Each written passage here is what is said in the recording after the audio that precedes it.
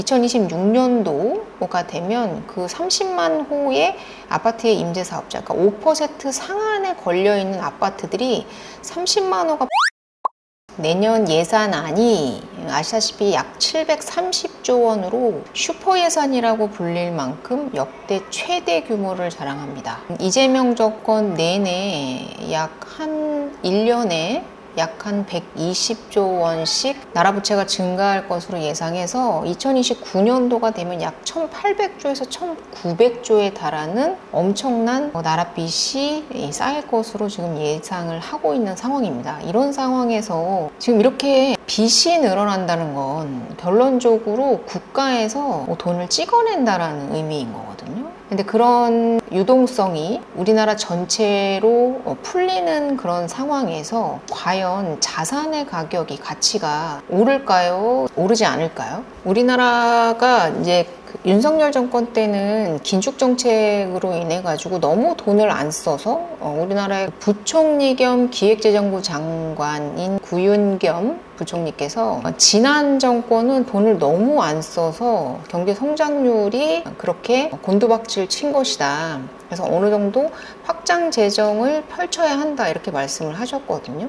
그러면서 그렇게 슈퍼 예산이 책정이 됐고 이제 나라의 자산의 채무가 50%의 비율을 처음으로 돌파한 시점이 되었으니까 앞으로의 그런 화폐 가치의 하락 그 부분은 불보듯 뻔한 일이다라는 생각이 들고요. 그로 인해서 지금 주식도 5천 코스피를 코인도 늘고 또 금리도 인하되고 있는 상황이고요. 그런데다가 돈도 계속해서 풀고 있잖아요. 지금 역대급으로 여러 가지로 소비 쿠폰 또 9월달 이번 달에 또 추가적으로 2차 소비 쿠폰이 발행될 예정이고 그리고 기사를 보니까 소상공인에 대한 경제 바우처로 25만 원씩 추가적으로 지급할 예정이라고 하니까 정말 어마어마한 속도로 재정이 풀리고 있는 상황이라서 그래서 이번에 한은 총재가 금리를 동결한 것이 아닌가라는 생각이 들어요. 사실 집값 때문이라고 얘기를 하기는 했지만 부수적으로 유동성이 너무나 풀려서 금리를 인하하지 못했다.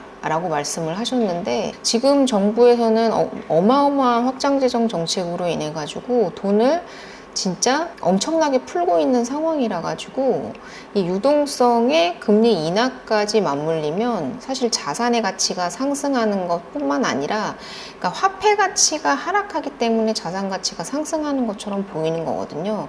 그러니까 내가 예전에는 1,000원에 살 수 있었던 것을 지금은 화폐의 양이 많아지기 때문에 2,000원을 줘야 살 수 있는 그런 화폐 가치의 하락으로 인해서 자산 가치가 상승을 하는 거기 때문에 채무가 우리나라의 총 채무가 약 2,000조 가까이 늘어나게 된다면 자산의 가치가 상승하지 않을 리 없다. 이런 상황에서 내가 집을 사지 않고 버티는 것은 그야말로 바보 같은 짓이다라고 저는 생각이 들기 때문에 지금이라도 집을 사셔야 한다라고 저는 생각이 들어요. 이렇게 조용할 때 집을 사셔야 한다라는 생각이 들고 그리고 기사에서 보셨겠지만 제가 6억에 대한 6.27 대책의 6억 대출 규제 경기도와 서울 외곽 지역에 대한 부양책이다. 서울 외곽 지역과 경기도에는 그 어떤 영향도 주지 못하는 그런 부동산 정책이었다라고 말씀을 드렸는데 물론 거래량이 조금 줄기는 했습니다만 당연히 부동산 정책이 나왔으니까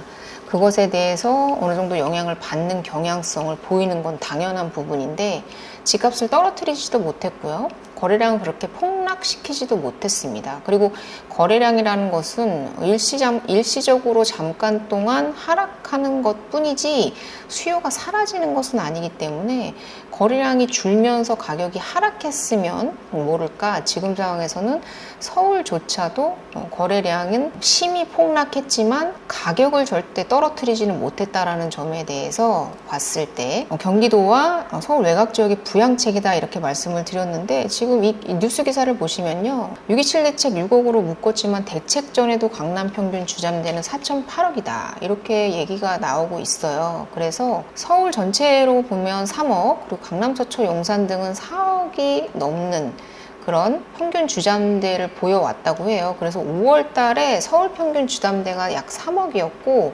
강남, 서초, 용산도 약 4억대라서 그러니까 6.27 대책 전에도 주담대의 대출을 받는 평균이 보통 3, 4억대였다라는 것이고, 그리고 거기에 연끌을 하는 비중이 일부 있기는 했었지만 그게 그렇게 그닥 그렇게 심한 비율은 아니었다라는 거고, 그리고 갭 투자가 원래나 원체나 불가능한 지역이었잖아요. 서초, 강남, 송파는요. 그리고 이제 갭 투자가 가능했고 소위 연끌이 가능했던 마포, 성동, 용산, 강동 같은 그런 지역들의 거래가 정말로 폭감을 하긴 했지만 가격을 떨어뜨리는 데는 실패했고, 그런 상황에서 좀 돈을 풀고 있는 상황이고, 그러면서 또 전세 대출은 줄이고 있단 말이에요. 여러분들 기사에서 8월 28일 날 기사에서 보셨는지 모르겠는데 지금 전세 보증 비율을 또 추가적으로 하락시켰습니다. 인하시켜서 이제 그 전세 대출을 더욱더 받기 어렵게 만들었는데, 이게 일반 대출에 대한 담보 비율이 아니라요, 정책자금 대출에 대한 담보 비율을 축소시킨 거거든요. 그러니까 보통 한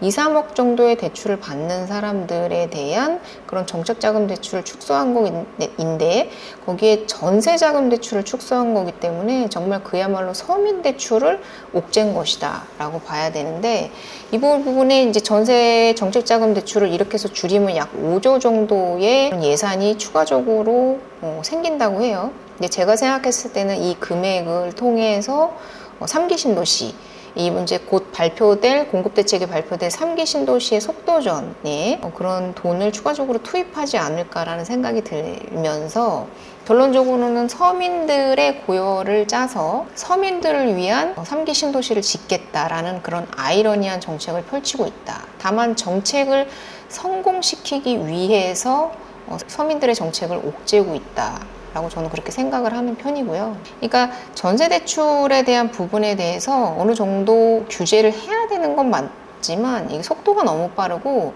전세 대출에 대한 규제가 정책자금 대출에 상당히 집중되어 있다는 부분에 대해서는 저는 사실 조금 불만이다, 그리고 비판하고 싶은 부분이다라고 말씀을 드리고 싶고요. 그리고 2025년도에 이제 2017년도부터 시작했던 아파트의 8년 주택임대 사업자의 등록 말소 기한이 2025년으로 다가왔습니다. 그래서 물론 이제 말들이 많기는 한데 8년이 만기가 돼도 계약갱신 청구권을 추가적으로 2년 더 사용할 수 있다라는 그런 측면 때문에 2026년도 말까지는 그래도 추가적으로 2년을 더 살 수 있다라는 게 지금 중론이기는 하지만, 그래서 지금 30만 호 가까이의 아파트의 임대사업자가 말소가 됐음에도 불구하고 아직 전세가에 대한 그런 커다란 영향이 있는 걸로 보여지지는 않지만, 2026년도가 되면 그 30만 호의 아파트의 임대사업자, 그러니까 5% 상한에 걸려있는 아파트들이 30만 호가 풀립니다. 그러니까 그 집이 풀린다고 하면 집값 전세가가 떨어지지 않겠어? 라고 얘기하지만 그건 공급이 충분할 때 얘기고요. 공급이 부족한 상황에서 물건이 팔리면 너도 나도 웃돈을 주고서라도 그 물건을 사고 싶어 하는 게 사람의 심리이기 때문에, 특히나 주택 같은 경우에는 필수제이기 때문에 그냥 사고 싶으면 사고 말고 싶으면 마는 그런 재화가 아니기 때문에요. 반드시 사야 되는 것이기 때문에 이 5% 상한에서 벗어나서 이제 시세만큼이나 아파트 가격을 받을 수 있는 정도로 전세가가 상승을 하게 되면 거기에 거주하셨던 분들은 거기서 밀려나시게 되고, 거기에 또 다른 임차인들이 들어가면서 전세가를 밀어 올리는 그런 현상을 보일 거고요. 이 전세가의 상승이 경기도, 인천 지역의 세가를 상승시키는 효과를 나타낼 것이다 라고 보여집니다. 그러니까 늦어도, 빠르면 2025년, 그러니까 올해 말이지만 늦어도 내년에는 그 임대사업자 30만 호가 풀리는 것에 대한 5% 상한 선의 제한이 풀리는 것에 대한 전세가의 폭발적 상승, 30만 호면 1기 신도시 전체거든요.